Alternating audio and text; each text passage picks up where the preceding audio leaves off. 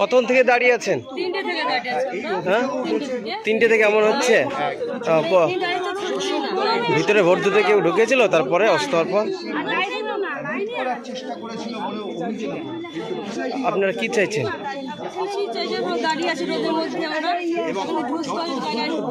শেষ করা যায় তার চেষ্টা করা যাচ্ছে।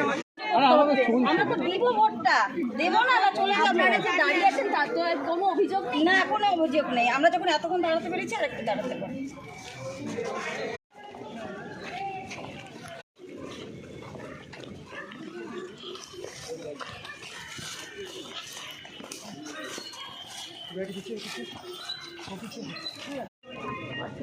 বাড়ি যান না, বাড়ির ডাক্তাররা দেখেন।